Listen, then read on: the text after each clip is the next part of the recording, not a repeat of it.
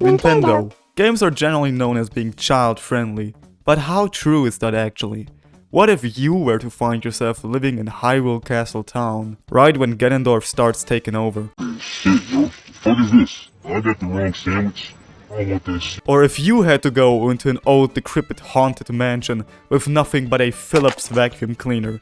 Things probably wouldn't look too good for you now, would they? That's why today I'm gonna rank various Nintendo games by how survivable they are. This is how the ranking works. A. You could really easily live here, and probably live better than in real life. B. It's like real life, give or take a few things. C. Things are getting harder, but you won't outright die.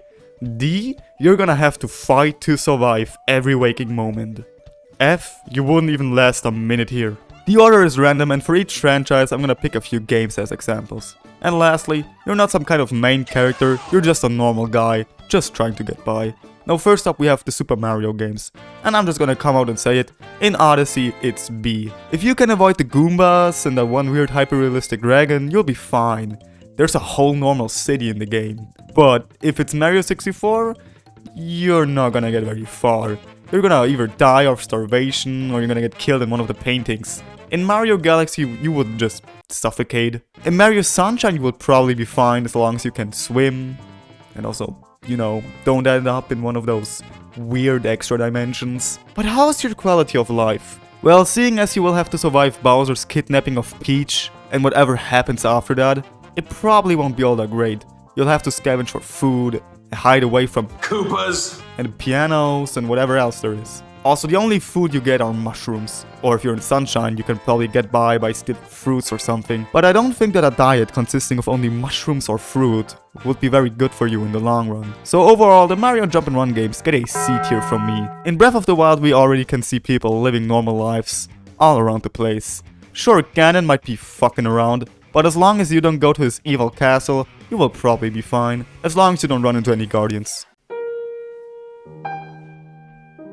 Maybe you'll get lucky and find yourself in a town, and if you just never leave, you'll be fine probably. You could work as a farmer, grow your own food and live in a hut. Sure, it won't be as nice as in real life, but hey, you'll be alive. As long as Ganon doesn't do anything. Yo, get this fucking chicken out of our lobby, bro. Quality of life wise, it could be worse. You'll finally get to achieve your dream of living like a medieval peasant. Hé, te! Várj csak egy kicsit! Mit akarsz, hogy ennyit bámészkodsz? Csak az kartottam keresni valamit? Luckily enough though, there's more Zelda games we can talk about. In Ocarina of Time, the same thing applies, except that you are now ruled by Ganondorf, which will probably be like living on a Pol Pot. If you try your hardest not to piss him off, and also stay nice and cozy inside your little village, you might get to live somewhat. Now I'm not saying you'll lead a good life, you'll be alive, and that's all that really matters. Quality of life, well, living under a brutal dictator who could fuck you over at any moment is probably not very good for your psyche. Add on to the fact that there's massive spiders, skeletons, and whatever this guy's problem was running around the place. As in Breath of the Wild, stay in your village, keep away from the graveyard, you'll be fine. Next up we got Pikmin, and I'm going to be extra cruel and I'll pick the first one. Now, if you're lucky enough to have a functioning spacesuit, once your oxygen tanks run out, that's it. But let's say you have 30 days worth of oxygen. If you're able to command the Pikmin, which, let's be real here, you probably can. Do you speak? Theoretically, it is possible for you to find the spaceship parts within 30 days. As long as you don't stay out at night.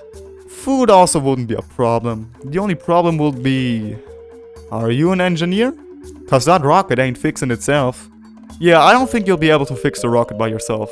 Even if the Pikmin help you, unless you really know what you're doing. But if you do know what you're doing, congrats! Now it all depends on how good you are at keeping your little army from being eaten by oversized bugs and keeping them away from any body of water. Quality of life wise, well, you're stuck on an alien planet with giant bugs with a spacesuit that is slowly running out of oxygen. I don't think it'll be all that fun. Animal Crossing, now I'm giving this a B tier. You're probably asking yourself, what? B? But it's perfect. It's a nice little community with friends that you can hang out with, your own home, and all the other things you can do, like decorate your home, and have festivals, and buy fake art pieces. But you're not just living there for free. Oh no, you gotta work to pay off that loan you got on your shiny new home. Yeah, you're not just hanging around all day. You're gonna work your 9 to 5 till it's all paid off. That's why it's B tier. It's just like real life. Who am I kidding? You're not getting your own home. You'll be working the same 9 to 5, but there isn't gonna be a home in it for you. And such a large community that sticks together in your 30... Hell no, I changed my mind. A tier. It's A tier. And for quality of life? Well, you still have to work, but it's not that bad. You get your own house, a close circle of friends that all hold together, more or less. This is probably the best one here. You can live here until you die of old age. Pokemon. Now listen. Listen. If you stay away from all the things that make Pokemon, which you can, it's a B tier. But if you ever make the simple mistake of walking into a slightly tall grass, you're getting munched on by a wild animal. Yeah, I don't think people realize how dangerous Pokemon actually are. If you don't have one to defend yourself with, it's not looking too good for you. Pokemon isn't all sunshine and rainbows. Don't forget there's some type of evil organization out to take over the world. Now, some games are worse than others. If you were to find yourself in Legends Arceus, you're done. But if you live in one of the modern ones and are diligent enough, you'll find a way to make it through. C tier. Quality of life. Well, imagine your life right now, except there's a horrid predator roaming the grass outside your home.